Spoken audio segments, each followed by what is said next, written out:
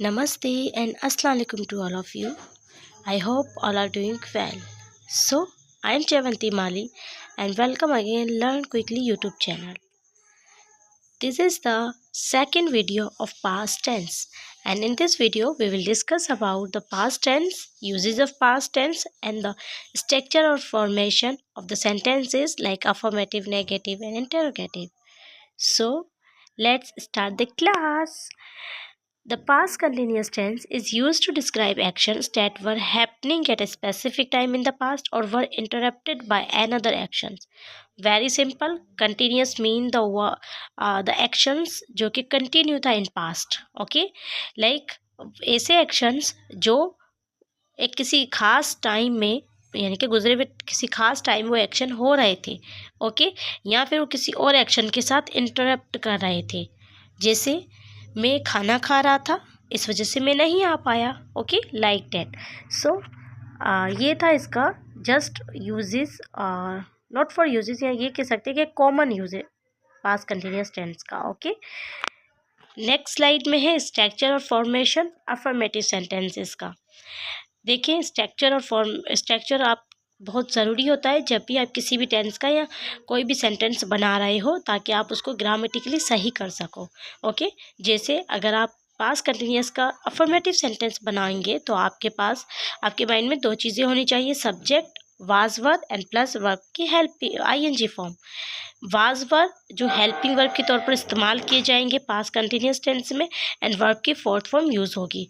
Remember one thing, देखिए continuous जो tense होगा ना, चाहे वो पास्ट हो, चाहे प्रेजेंट हो, चाहे फ्यूचर हो, टेंस कौन सा है, कंटिन्यूस। और कंटिन्यूस टेंस के साथ हमेशा वर्ब की आईएनजी फॉर्म होती है। तो ये चीज़ तो मतलब कॉमन सी है, याद करने की ज़रूरत नहीं।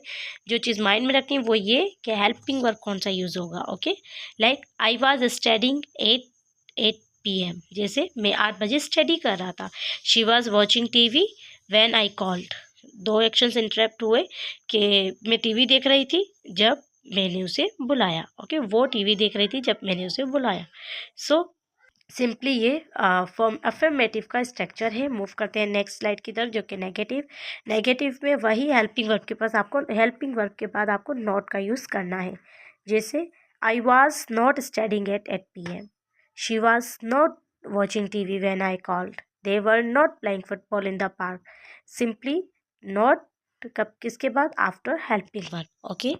ये सिंपल स्ट्रक्चर है नेगेटिव का, बाकी structure same as it is वही रहेगा।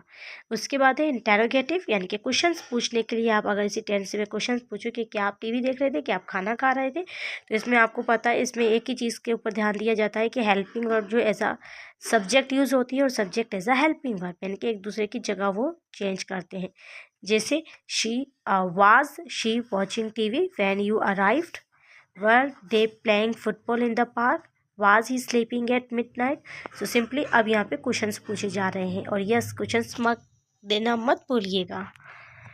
नेक्स्ट है uses of past continuous tense के। एक तो हमें पता है कि ये ऐसे एक्शंस जो कि पास्ट में हुए उनके लिए यूज़ होता है, उसके अलावा भी कुछ यूजेस होते हैं। जैसे फर्स्ट यूज़ वही है, actions happening at the specific time in the past. जैसे 8:10 AM I was having breakfast, मतलब 10 बजे मैं ब्रेकफास्ट कर रहा था। मैं सो रही थी व्हेन द फोन रैंग, जब फ़ोन बजा। सो सिंपली ये तो कॉमन यूज़ है। उसके बाद सेकंड यूज़ है कि आपका एक्शंस इंटरप्ट करे किसी और एक्शंस के साथ, ठीक है। Past simple plus past continuous, वही बात हो गई। I was watching TV when my mom called me, जब मेरी मम्मा ने बुलाया जब मैं टीवी देख रही थी, ठीक है। मेरी मम्मा ने बुलाया जब मैं टीवी देख रही थी। सो सिंपली ये जो है दो एक्शंस एक दूसरे के साथ इंटरप्ट कर रहे हैं। थर्ड यूज़ इसका है two actions happening at a same time, दो एक्शन एक ही टाइम पर हो रहे हो। जैसे she was cooking while he was reading a book, okay. And then background descriptions in a story, जैसे the sun was shining and the birds were singing. अब ये क्या, एक डिस्क्रिप्शन से मतलब एक स्टोरी की बारे में बताया जा रहा है कि जो है वो सूरज जो है वो चमक रहा था और परिंदे जो है वो गा रहे थे। So it's like a description of any like in a story, specially like people were walking in the street enjoying the festival, है ना। सो ऐसे एक्शंस के साथ भी आप पास्ट कंटिन्यूस टेंस का यूज़ लेते हैं। उसके बाद हमारे पास हैं कुछ इंपॉर्टेंट रूल्स में वही के हेल्पिंग वर्ब वाज यूज़ होगा सिंगुलर के साथ और वर यूज़ होगा प्लूरल के साथ। ओके, और वर्ब की आईएनजी फॉर्म यूज़ आएगी, ये आपको याद रखनी है। नेगेटिव में जो है वो क्वेश्चन मार्क और आपका जो वाज वर है वो पहले आ जाएगा सब्जेक्ट से। ठीक है, ये दो चीज़ों का आप ध्यान रखिएगा। अच्छा, नेगेटिव में नहीं, इंटेरोगेटिव में, सॉरी मैं करेक्शन कर रही हूँ, मैंने गलत कहा। इंटेरोगेटिव में आपका जो वाज वर है वो सब्जेक्ट से पहले आ जाता है। ठीक है, उसके बाद ये कुछ प्रैक्टिस सेंटेंसेस है, past continuous tense practice sentences. Kindly इन सब सेंटेंसेस को आप पढ़िएगा एंड देन आप भले ही राइट डाउन ना करें लेकिन वर्बली इसको नेगेटिव और इंटेरोगेटिव में भी कन्वर्ट करिएगा, ताकि it is better for your practice. और प्रैक्टिस जितनी अच्छी होगी टेंसेस आपके उतने अच्छे इंप्रूव होंगे। Like I was studying for my exams when my friend call.